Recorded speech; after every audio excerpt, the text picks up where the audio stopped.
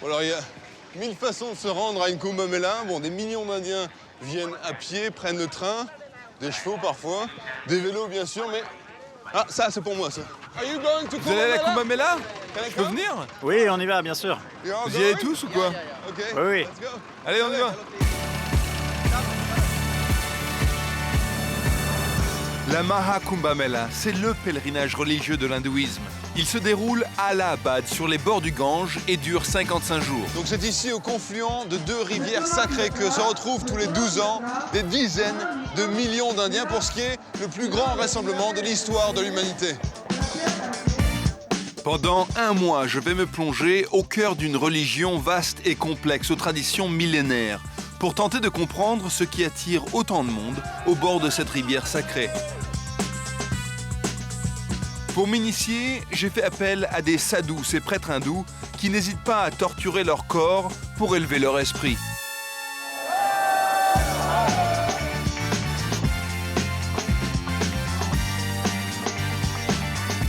Cet événement est à l'image du sous-continent indien, c'est-à-dire complètement fou et dingue. Donc préparez-vous à vivre une expérience comme nulle autre sur la planète.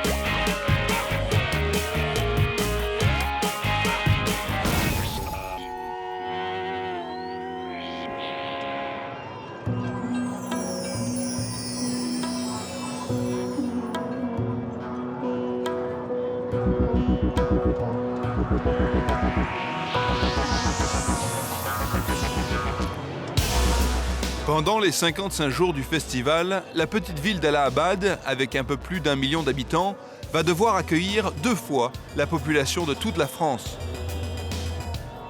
Un défi que seul un pays comme l'Inde peut relever. Je veux dire, c'est absolument dingue parce que je viens d'arriver ici. Bon, les rues sont... Il y a du monde, mais pas plus que ça. Mais c'est difficile d'imaginer que dans quelques semaines, il y aura 10, 20, 30, 40, 70, peut-être même 100 millions de personnes ici. Et je ne sais pas ce que ça va être. Il va falloir bouger comme ça. Je ne sais pas, on va voir. En tout cas, le lieu est assez incroyable. Je me rends compte assez rapidement que ce festival religieux a aussi des airs de grandes fêtes foraines.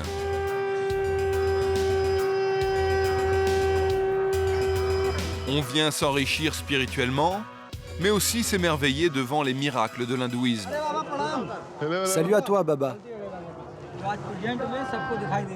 Essaye de soulever cette pierre. Ah, c'est incroyable! C'est un peu un miracle, non? Que la pierre flotte sur l'eau. Cette pierre est mythique. Elle a servi à la construction du pont imaginaire entre l'Inde et le Sri Lanka. Cette pierre flotte car elle est bénie. Elle peut exaucer tous tes vœux. C'est notre culture, c'est la culture indienne. Oui, bien sûr. Merci, au revoir. Une culture indienne partagée par des hommes et des femmes qui viennent des 4 coins de l'Inde. Une démonstration de force et de foi pour la religion la plus ancienne au monde. Ce qui est quand même absolument dingue ici, c'est que tout ce que vous voyez autour de nous, là, toutes ces tentes à perte de vue, eh bien tout ça, ça a été construit il y a juste quelques mois. Cela fait 6 mois que cette mégapole champignon se construit. 150 km de route, 700 km de câbles électriques ou encore 600 km de canalisation d'eau pour des millions d'hommes, mais aussi des milliers d'animaux. Je mets l'argent là? Ça marche comment? Je dépose les pièces là? C'est comme être au casino. Mais moi, je reçois rien alors. Hein.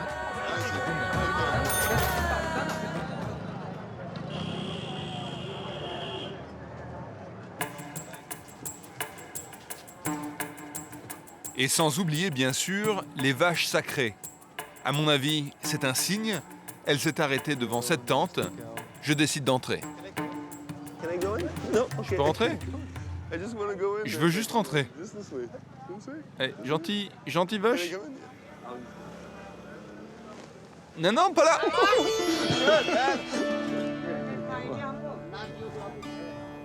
Baba.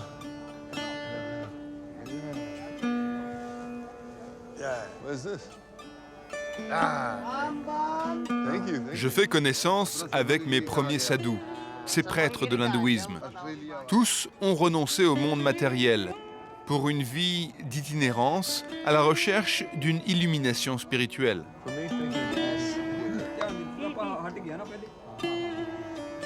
Vous êtes un sadhu aussi? Oui, nous sommes tous des sadhus de la Juna Akara. Ah, vous avez un super style. Hein. J'adore votre look. Il est incroyable, non? Ça fait combien de temps que vous êtes là? Nous sommes arrivés il y a une semaine. Pourquoi c'est important pour vous d'être venu ici? C'est pour les bains dans le Gange. Le premier aura lieu le 27 janvier et ensuite ce sera le 10 février. C'est le grand bain, ça. Oui, et nous attendons tous ce moment. Les sadhus et tous les hindous attendent ce jour. Des millions de personnes seront là pour ce bain. Beaucoup de gens? Oui, des millions. Ah, des millions!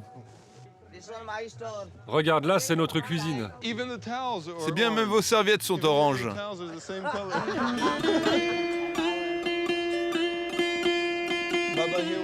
Le baba m'a collé des cendres sur le front. Il s'appelle Baba Bouti. Bonjour, enchanté. C'est important pour vous de garder le feu allumé tout le temps? Oui, nous devons veiller en permanence sur le feu sacré, tout le temps où nous resterons ici, car le feu sacré absorbe les péchés que nous lui rejetons. Comment devient-on sadhu? C'est quelque chose que l'on choisit? Devenir sadhu demande beaucoup de sacrifices. Pas de femme, pas de mariage, pas de maison où dormir non plus. Pas de petit ami, Pas de fille? rien d'autre que la méditation. Ça t'intéresse? Vivre comme vous? Je pense qu'il faut que je réfléchisse un peu. बम बम चलिया क्षमा क्षमा तुझे दुखाना हमारे गम कमाएंगे ये लोग खाएंगे हम बम गिरनारी भरोसा S'ils ont renoncé à beaucoup de choses, ils ont du mal à abandonner leur amour du hashish. Tu fumes? Pas vraiment? Donc, attendez, que je comprenne bien. Vous n'avez pas de femme, pas d'enfant, pas de copine, mais pas mal de bam-bam. Oui, c'est ça. C'est notre petite amie. Ah, c'est ça votre copine? Ouais, c'est notre femme et nos enfants, tout en même temps. C'est tout ça à la fois. Attendez, je vais essayer.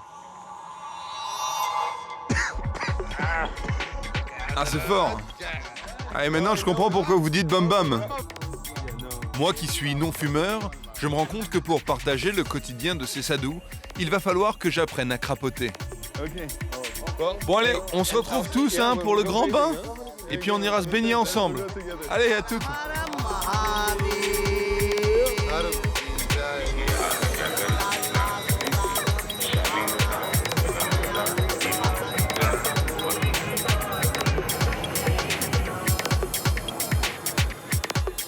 Rien de tel qu'une petite balade pour retrouver mes esprits. Et mes pas me guident sur les bords du mythique Gange. Peu de fleuves sur Terre ont à ce point contribué à fonder toute une civilisation.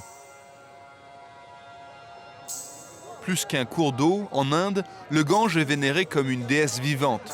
Un concept encore difficile pour moi à appréhender. Mais il me reste 3 semaines pour m'y plonger.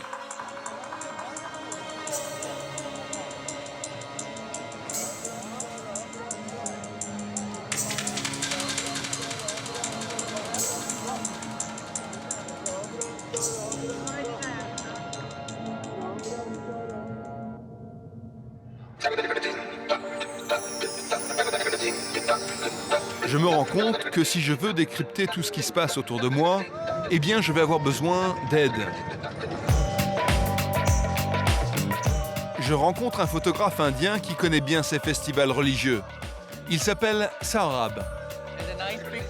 Si tu te mets devant eux, tu peux avoir toute la rangée en photo. Là, nous sommes à l'intérieur d'une akara. C'est quoi une akara exactement? Une akara, c'est un groupe de penseurs qui ont exactement les mêmes croyances. C'est incroyable. Non mais c'est immense. Regarde-moi ça.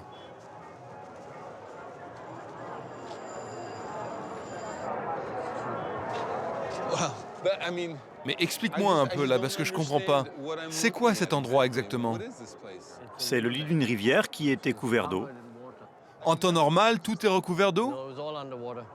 Ah oui, il y a de l'eau jusqu'au plus loin que l'on puisse voir.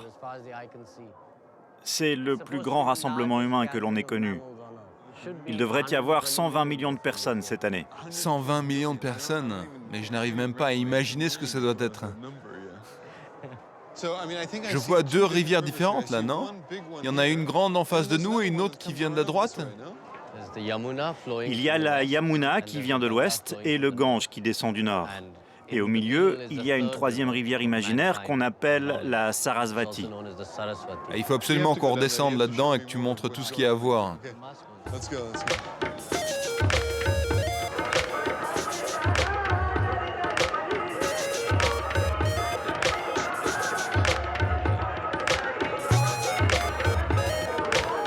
Qu'est-ce qui se passe là-bas?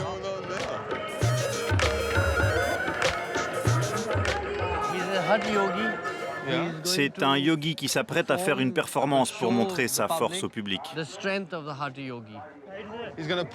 Il va tirer la voiture? Oui, avec son pénis. Avec son pénis? Oui, mais d'abord il le prépare. Touche ses pieds. Que je touche ses pieds? Oui, demande-lui de te bénir. Sa méditation et sa force sont poussées à leur extrême pour qu'il puisse faire cela.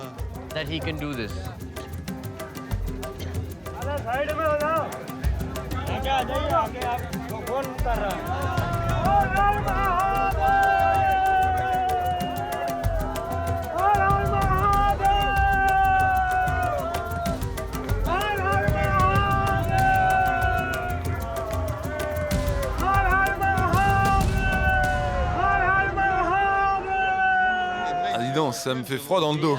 Oui, tu peux sentir la douleur. Oui, la douleur là, mais... Oh, il tire une voiture. Je l'ai vu enrouler son pénis autour d'un bâton, ça veut dire quoi? En fait, il crée de la résistance sur son pénis en étirant le prépuce. Ah, c'est le prépuce qui tire la voiture, pas le pénis. C'est ça, c'est le prépuce.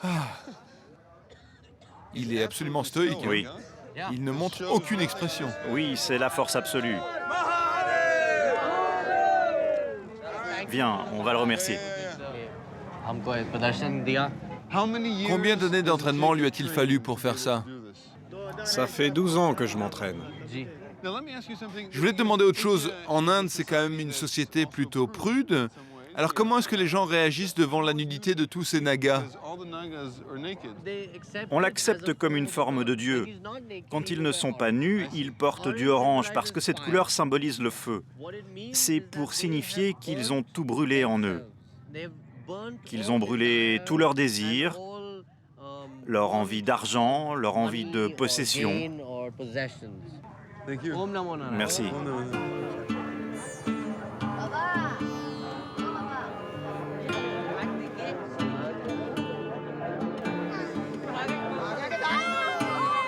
Ici, tu peux voir toutes les attractions.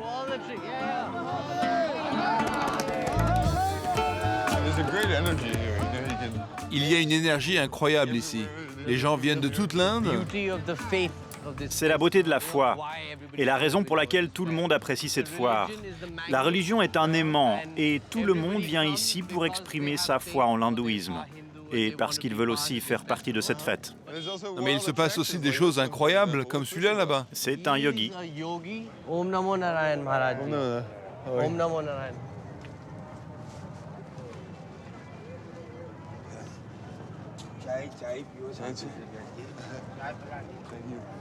Il est debout depuis combien de temps? Ça fait 10 ans. 10 ans? Il ne pose jamais son bassin sur le sol. S'il dort, c'est avec ses bras sur cette balançoire. C'est comme ça que vous dormez? Oui. Et vous ne tombez jamais? Non. C'est quoi le but de s'infliger une telle douleur? Son but est d'avoir tellement mal qu'il puisse se détacher mentalement de son corps. Ah, je vois, pour dissocier son âme de son corps. Quelqu'un lui a donné cette mission? C'est son gourou qui a choisi pour lui. Et un jour, son gourou peut lui dire d'arrêter? À la fin du temps prescrit par la religion, Et ça dure combien de temps? 12 ans. C'est quoi la première chose qu'il fera à la fin de sa pénitence? Un bon repas. En fait, la force que tu as accumulée pendant ces 12 années, tu la redistribues en offrant un bon repas. Cette force unique que possède un sadhu pénitent, c'est justement ce que viennent chercher les pèlerins en quête d'une aide surnaturelle. Une aide qu'il faut payer, bien sûr. Baba, j'ai beaucoup de soucis. Il va te falloir prier beaucoup. Pourquoi êtes-vous venu voir ce sadhu? Parce qu'il est comme un dieu. C'est comme un dieu? Comme un dieu vivant. Oui, un dieu vivant. Et qu'est-ce que vous lui avez demandé? Je lui ai dit que j'avais des problèmes. Des problèmes familiaux, de business? Oui, les deux. J'espère que vos problèmes se résoudront, hein. Merci. Merci beaucoup.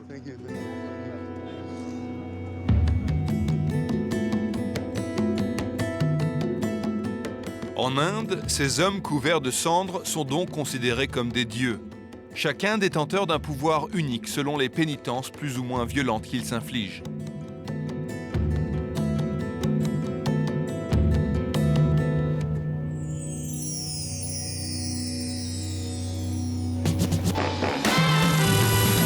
Bon alors là, je dois dire, les choses commencent à changer de façon radicale. Il n'y avait pas beaucoup de monde ces derniers jours, mais demain, ça va être la première grande journée de baignade de ce festival. Et comme vous le voyez, il y a des centaines de milliers de personnes qui sont en train d'affluer ici. Alors le seul problème, c'est que pour gérer cet énorme flot d'humanité, eh bien, il faut quelqu'un avec des compétences hors normes. Cette personne, je vais la rencontrer tout de suite. Pour gérer l'afflux de ces millions de gens, la police indienne a déployé près de 30 000 hommes. Et tous répondent à l'inspecteur général, Alok Sharma. Vous avez reçu des appels d'urgence depuis ce matin? Oui, on a eu un appel qui demandait une ambulance pour un mort. C'est tout? C'est tout. Hello, sir. Bonjour. Bonjour. Ça va? Sorry to interrupt in this. Excusez-moi de vous interrompre au milieu de votre centre névralgique. Comment vous allez faire pour accueillir autant de monde ici? Le plan est très simple. On n'arrête jamais la foule. Vous n'arrêtez jamais la foule? Stopper la foule serait comme se faire harakiri. C'est comme se suicider. Il faut juste dévier les gens pour les disperser. Ah oui, donc si on les arrête, ça va créer une pression immense derrière. Donc il faut faire en sorte qu'ils ne s'arrêtent jamais. Oui, il faut faire en sorte que les mouvements de foule soient le plus fluides possible. Vous avez des milliers de caméras ici. Ouais. Quels sont les risques en dehors des mouvements de foule? Eh bien, une attaque. Un terroriste pakistanais a été pendu ce matin à New Delhi. Un terroriste qui a attaqué l'Inde a été pendu ce matin? Oui. Ça accroît votre pression, non? La pression sécuritaire, oui. Pression sécuritaire, un véritable euphémisme. Dans ce pays régulièrement frappé par des attaques de terroristes pakistanais.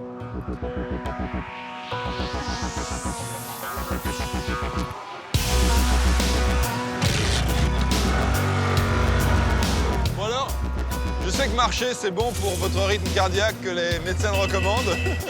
Et le problème, c'est que ici, on est dans une zone qui fait quand même 20 km².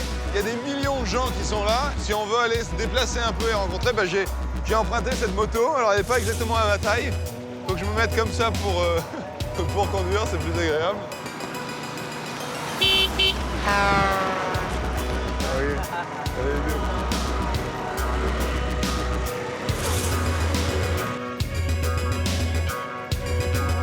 Ce qui est dingue ici, c'est que pour pouvoir faire communiquer les différentes rives du Gange, les ingénieurs ont construit ces énormes pontons mobiles, ces trucs de l'armée en fait.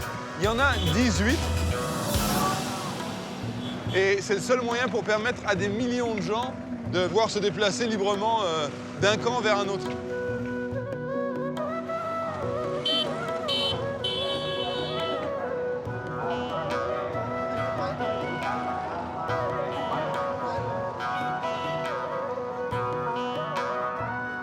Quand je dis à mes amis que je viens dans un festival religieux incroyable au fin fond de l'Inde avec des millions de gens, la première question qu'ils me demandent, c'est où est-ce qu'ils vont pour faire leur petite affaire. Bien, c'est assez simple. Ici, Pour faire pipi, il y a des tubes qui vont dans le sol, et ça, c'est assez simple. Mais pour aller au numéro 2, c'est un peu plus compliqué. L'autre risque majeur d'une telle promiscuité entre ces millions de pèlerins, c'est le risque sanitaire. Dans la Kumbh Mela, enfants et adultes font leurs besoins un peu partout. Les autorités indiennes ont fait un effort colossal ici pour essayer de gérer cette situation sanitaire. Quand il y a des millions de gens qui viennent, ils doivent bien aller quelque part. Alors ils ont construit tous ces toilettes. Alors là, c'est le numéro 30, mais en fait, il y en a 50 000 qui ont été construits un peu sur tout le site. Oh, ouais. Oh.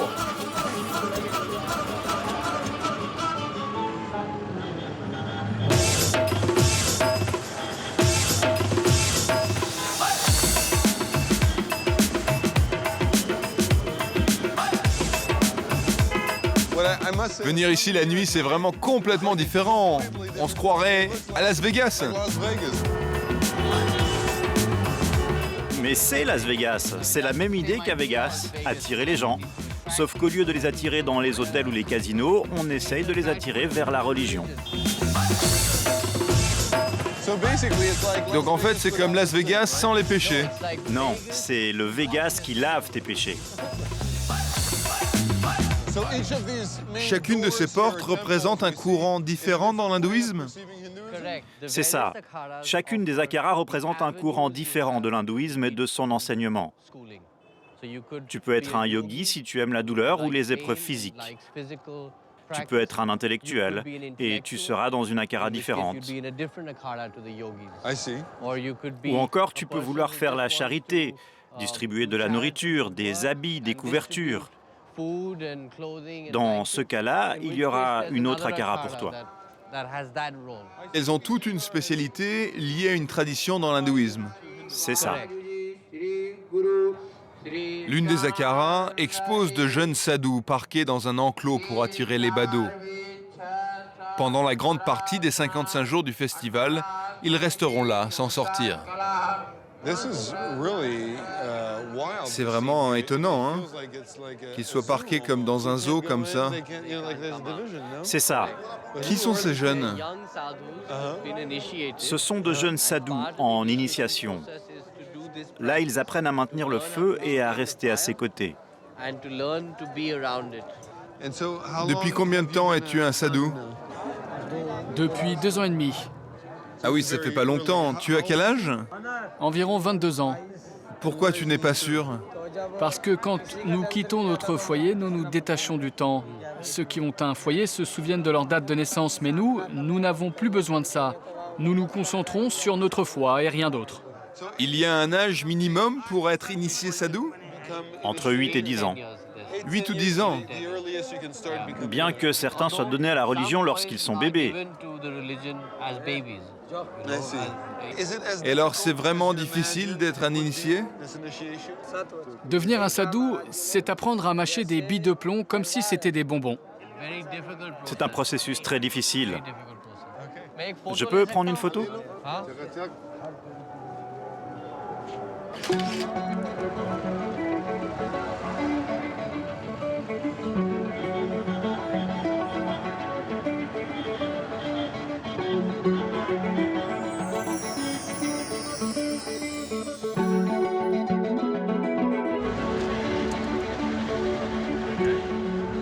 Bon voilà, c'est le premier jour pour les grands bains ici dans la Kumbh Mela.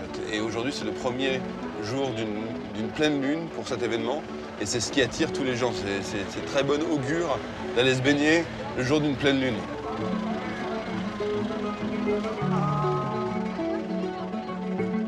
Dans cette ville, tout d'un coup, se retrouvent toutes les populations hindoues de l'Inde. Et c'est vraiment extraordinaire. Regardez-moi ça.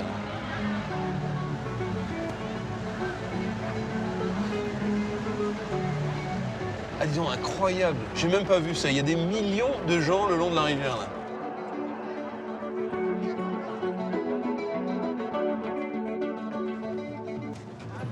Bonjour.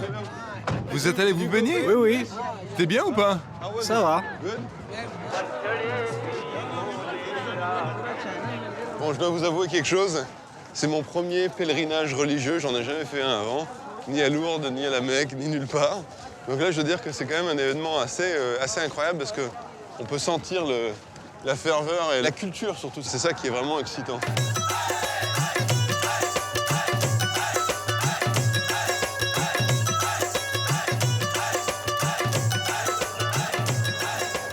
Ça va?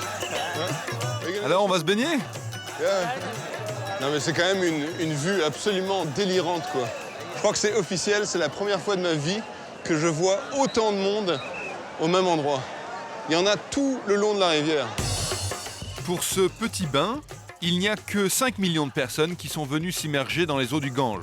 Avec ce rituel millénaire, les hindous viennent se laver de leurs péchés et ainsi se garantir une meilleure réincarnation.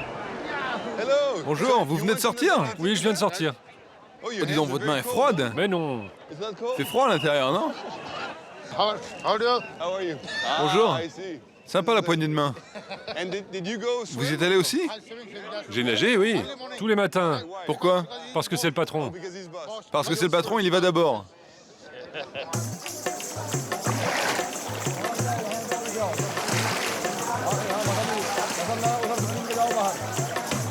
Je vais aller vers une île qui a été formée de bateaux, là. Parce que sur ces bateaux, eh bien, il y a des prêtres très spéciaux qui s'appellent des pandas.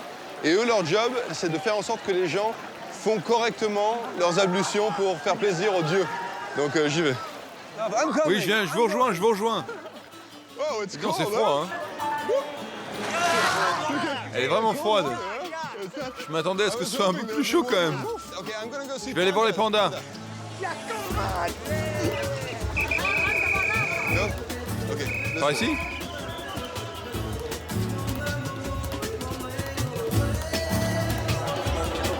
Hello.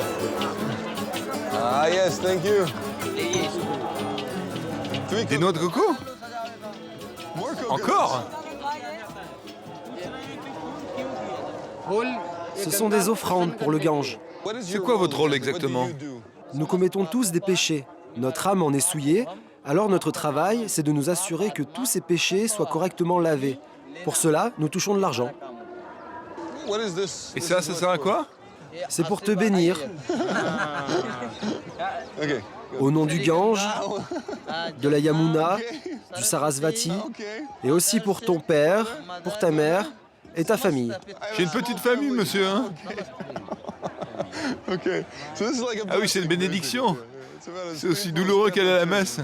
Aditya वसो रुद्रा विश्वे देवा मौता गणा तिलकम तो प्रयच्छन्तु धर्म कामा सिद्धे स्वस्ति कल्याणमस्तु आरोग्यमस्तु ब्रह्मांडमस्तु. Hey, J'ai un bon style avec ça. looking good. And now Tu jettes ça. I take coconut Et maintenant, je jette les noix de coco comme ça? like this. Okay.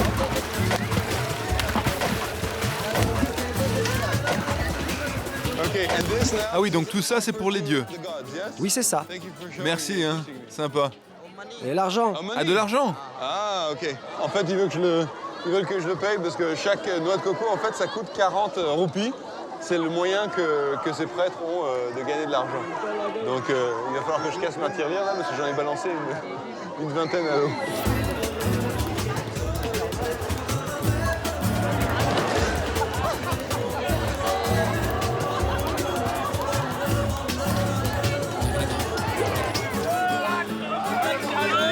Vous êtes heureux d'être venu? Oui, très. Tu n'oublieras pas de plonger pour tes enfants, hein? Ah, donc chaque fois que vous plongez, c'est pour quelqu'un, c'est ça? C'est ça, oui. Et vous allez le faire pour qui alors? Je vais d'abord plonger pour moi, puis ma fille, mon fils et les autres.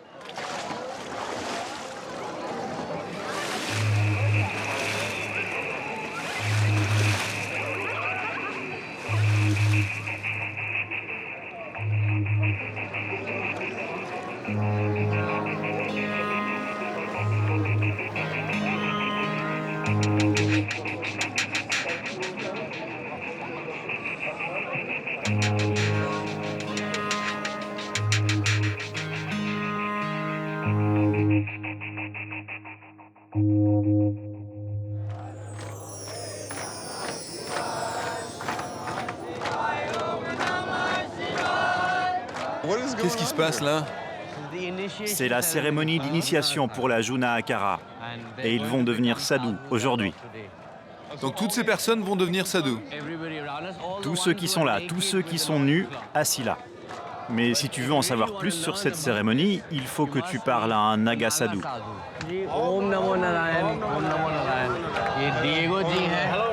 Bonjour Diego, enchanté. Enchanté. Tous les sadhus ici vont suivre le rite d'initiation pour rejoindre notre organisation. C'est vraiment sympa, hein. Il y a une belle ambiance. Ils abandonnent tout? Oui, c'est ça, tu ne suis plus que ton gourou.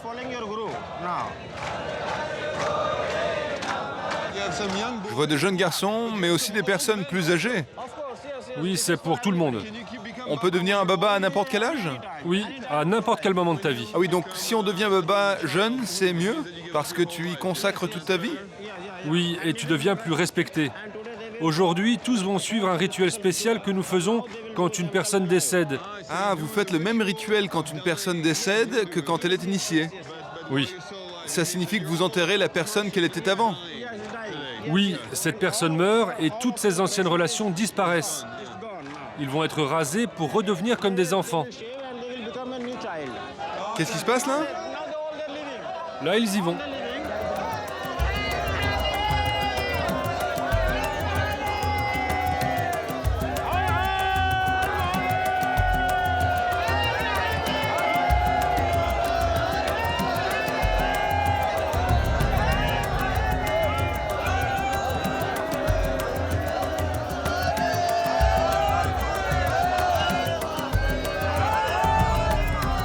Est-ce qu'il y a des raisons pour lesquelles vous pourriez refuser quelqu'un dans une akara?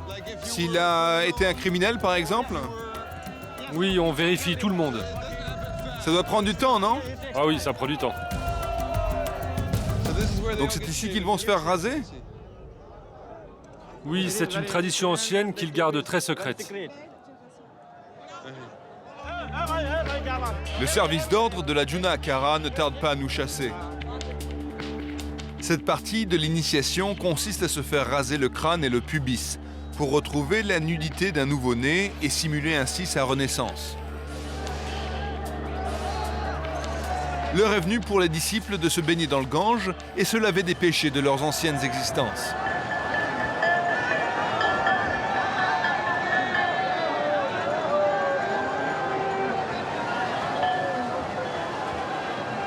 Moi, je suis nu tout le temps.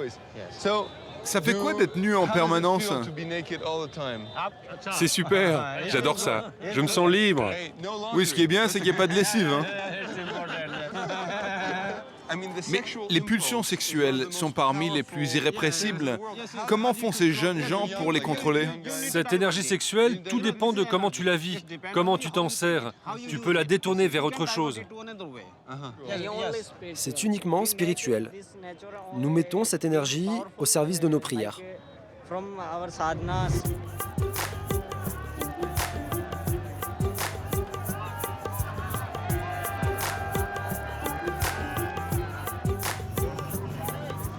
Et maintenant, on va où?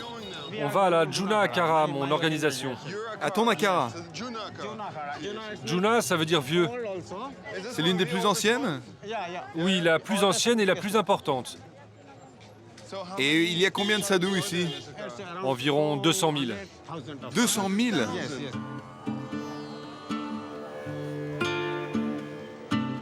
Donc c'est quoi la fonction de ton Akara? La Juna s'occupe principalement de défendre la foi. Défendre la foi contre qui? Contre tous ceux qui m'ont menacé ou menacent notre religion. Les bouddhistes, puis les musulmans, et avant cela les Britanniques, les Français. Ah oui, tous ceux qui ont tenté d'imposer leur religion. Exactement, nous les affronterons, nous ne craignons rien. Bon, merci à toutes.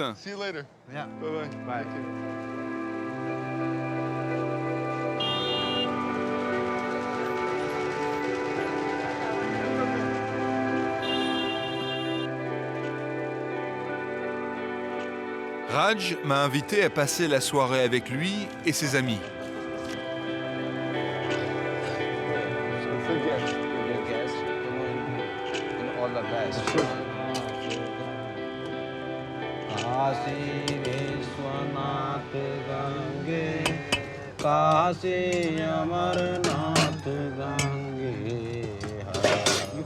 Ça va bien? Oui, oui, oui. Je te présente mon neveu.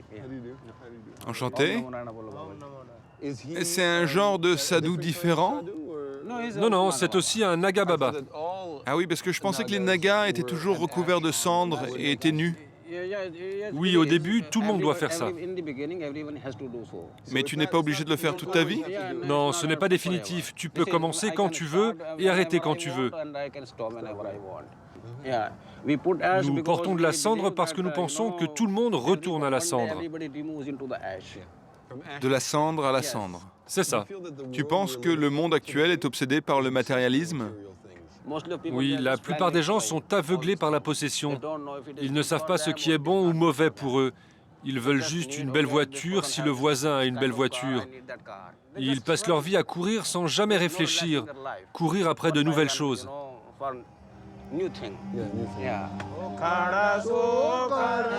En passant la soirée avec ces Nagas sadhus, je ne peux pas m'empêcher de me dire que j'ai affaire à des décroissants pur jus.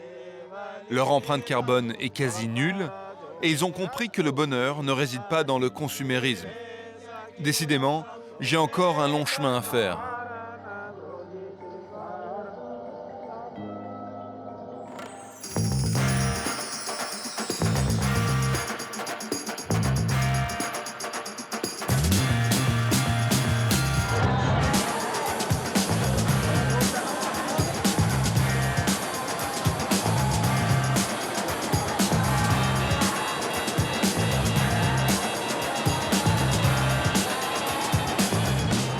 Je dois dire, franchement, c'est assez dingue.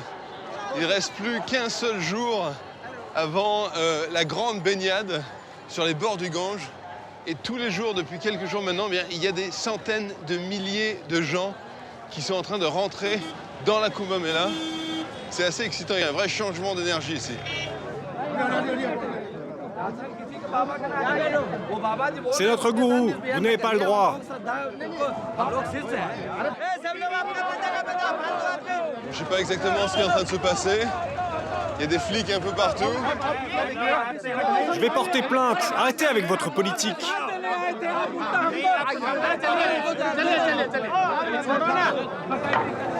Il y a un des sadhus qui veut se faire enterrer vivant dans un trou de 5 mètres de profondeur, sans oxygène, sans eau, et il pense pouvoir survivre. C'est ça qui est incroyable.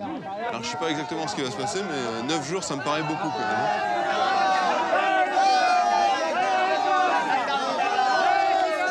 Ce gourou peut vraiment survivre 9 jours comme ça?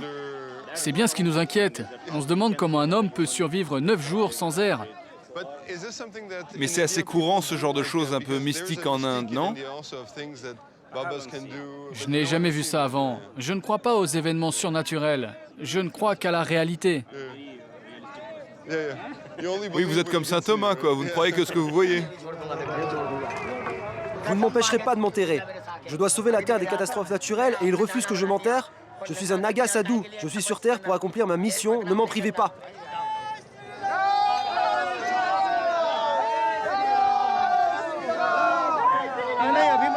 Plus personne ne rentre là-dedans, on va commencer à remblayer. C'est un peu un suicide pour une bonne cause, non? Non, non, ça n'a rien à voir avec le suicide. C'est du yoga. C'est la 12e fois que notre Baba s'enterre comme ça. Mais comment il fait pour respirer? Il respire en pratiquant l'ascèse. Même sans eau ni oxygène, il serait sorti en vie dans 9 jours. Il aurait prié pour nous et le bien de la Terre pour au moins 9 générations.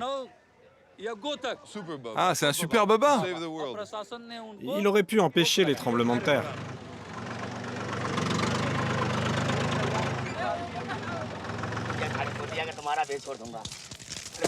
Si on ne me laisse pas faire, je vais me tuer. Je veux faire ma pénitence. Nous sommes avec vous. Bon, là, on est vraiment témoin de cette différence entre les traditions indiennes qui sont ancestrales et un pays qui est ancré dans la modernité aujourd'hui. Alors, je sais que ça fait un peu entre tradition et modernité, mais c'est vraiment ça, quoi. Seuls les babas autorisés peuvent rester ici. Faites sortir les autres. Faites sortir les autres.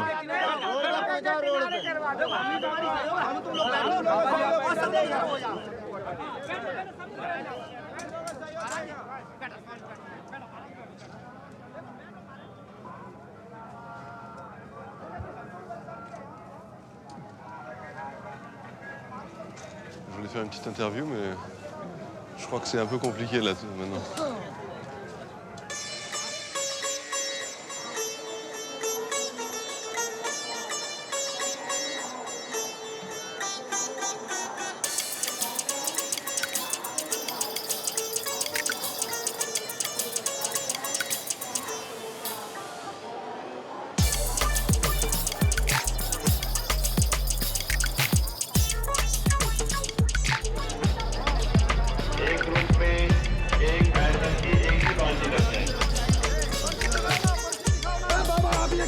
Donnez vos tickets, les babas, un par un. Toi, tu n'as rien à faire ici. Alors, il n'y a rien qui attire les foules comme un menu gratos, parce qu'aujourd'hui, cet Akara va offrir un repas pour des milliers de sadhus. Mais alors lui, c'est un peu le videur. Et donc, si vous n'avez pas le ticket, vous n'allez pas manger. Vos tickets, sinon vous ne rentrez pas. Vos tickets.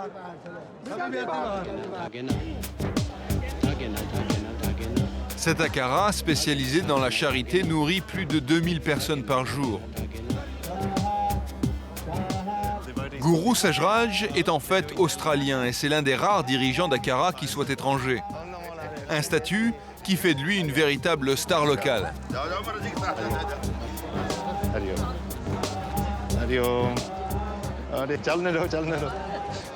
Il y a quand même beaucoup de femmes ici comparé à la Juna Akara. Là-bas, il n'y a quasiment pas de femmes. C'est une vraie différence, non? Je pense que c'est parce qu'ici nos sadhus sont plus érudits, parce qu'ils étudient les textes sacrés. Notre pratique ici est différente de l'ascétisme extrême qui est pratiqué à la Juna. Oui, c'est juste une différence, quoi. Tu sais, chaque Akara a sa propre spécificité. Chacun a sa philosophie.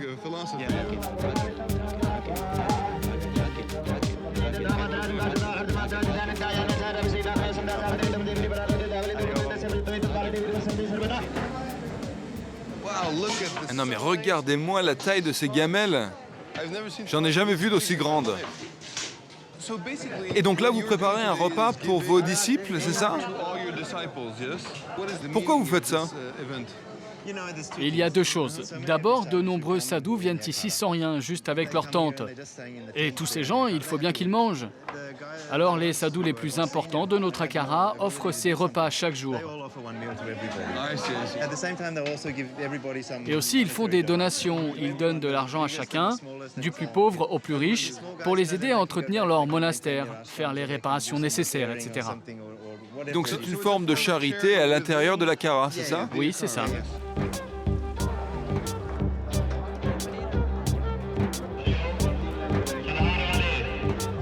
Bon là, le petit défi, c'est qu'il faut que je trouve une place où me glisser. Allez. Bonjour, je peux m'asseoir là? Thank you. Toute la nourriture a été servie là, mais personne ne peut manger avant qu'une trompette sonne. Et une fois que cette trompette sonne, tout le monde mange et personne ne peut se lever. Au bout d'un certain temps, la trompette sonne encore et tout le monde doit partir. C'est très strict.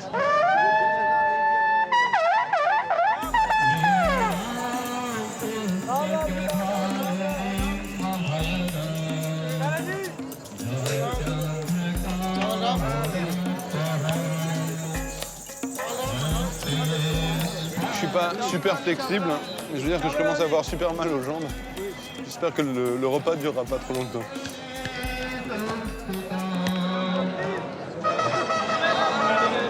Chalet. Dès qu'il a sonné la trompette, tout le monde s'est rué vers la sortie. Je vais faire pareil parce que je crois que personne ne veut se retrouver à nettoyer pour 2000 personnes. Moi non plus d'ailleurs.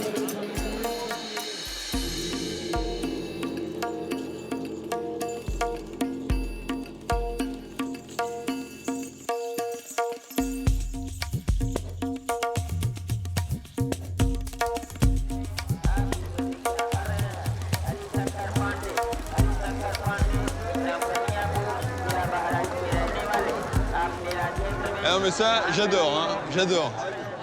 Il y a du monde de partout. Il y a des motos, des moines, des sadhus, des touristes. Tout le monde est calme, tout le monde est détendu et souriant. Ça, c'est quand même unique. Alors, j'ai une bonne nouvelle.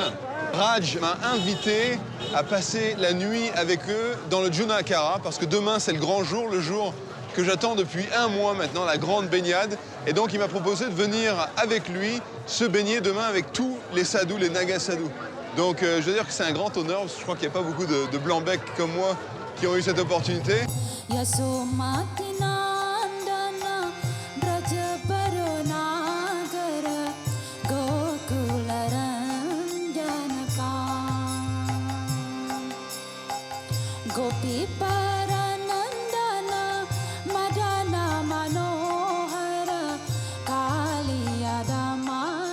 C'est vrai qu'on pense toujours qu'en Inde il fait super chaud, mais là, regardez.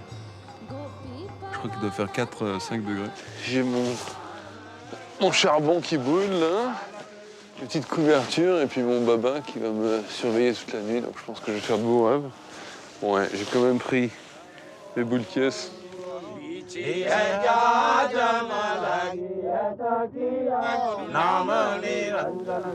Bonne nuit et à demain. Ah, c'est bien ça. Ah,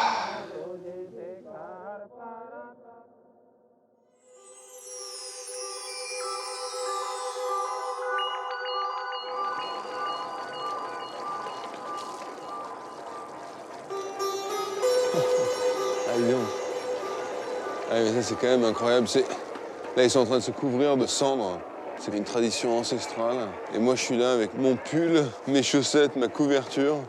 Et eux, ils sont à poil, en train de se laver à l'eau froide. Là, il faut du courage.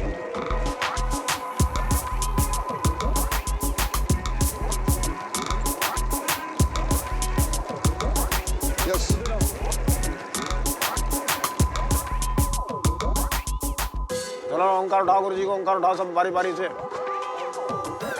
C'est le plus beau jour pour la vie de ces babas? Oui, ils vont se présenter face à leur dieu Shiva.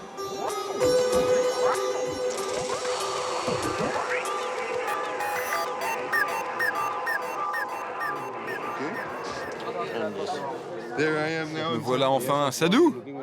Oui, tu es très chic. Preti Baba. On y va?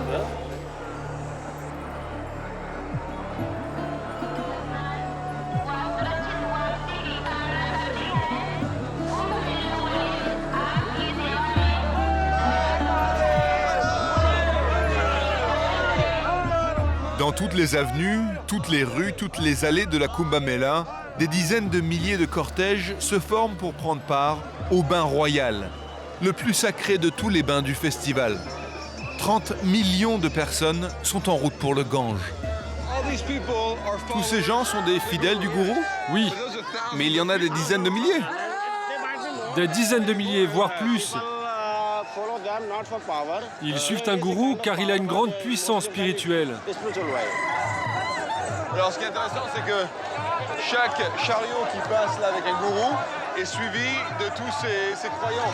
Et ce qui est incroyable, c'est que c'est une vraie démonstration de force. Parce que certains gourous ont des millions et des millions de croyants. Et ça leur donne un vrai pouvoir politique. Yeah, you see? Hey!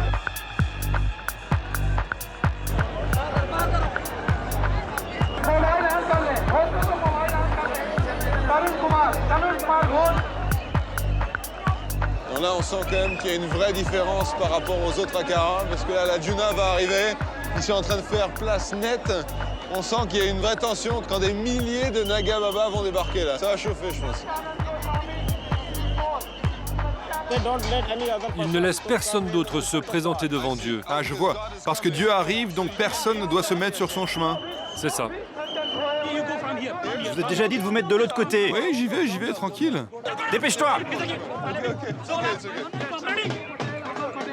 Vous voyez à quel point ils sont tendus les policiers, parce qu'ils savent que quand les Nagas vont débouler, ça va être sérieux, quoi. Tu peux sentir l'électricité dans l'air. Oui, le calme avant la tempête, c'est ça?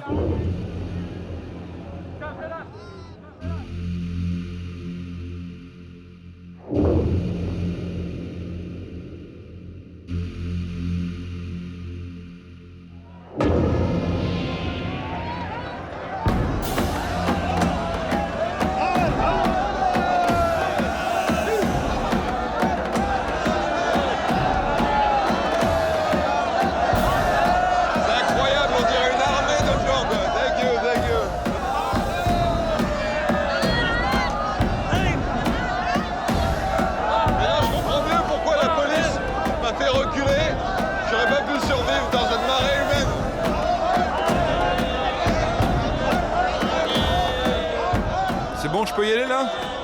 Oui, viens, suis-moi.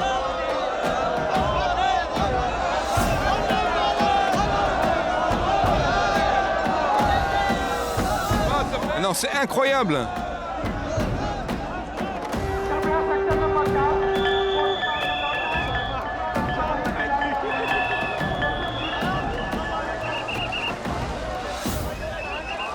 Les autorités ont réservé une zone spéciale du Gange pour les Nagas. Les millions de pèlerins, eux, se baignent plus haut sur la rive.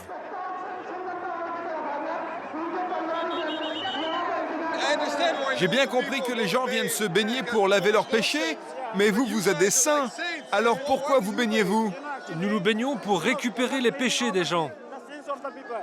Ah, vous absorbez les péchés des gens qui viennent se laver? Vous êtes un peu des éponges à péché?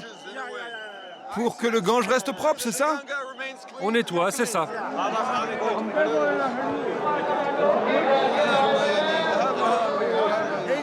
C'est vraiment incroyable, on voit la joie sur le visage des sadhus là. C'est quand même un moment unique dans leur vie. Dans la mienne aussi d'ailleurs.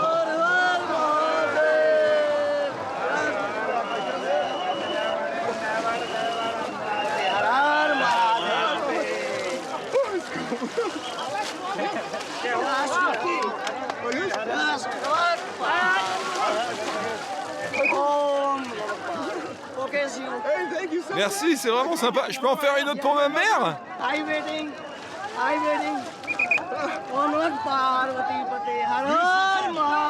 en fait le premier mec que j'ai rencontré quand je suis arrivé. La boucle est bouclée. Voilà. J'espère que ça vous a plu. Pour moi, c'était une expérience incroyable. J'espère que vous avez appris plein de choses intéressantes. En tout cas, c'est une belle façon de terminer un sujet. Ça y est, tous mes péchés sont lavés. Donc, à la prochaine. Quelque part d'autre sur la planète. Ciao, ciao.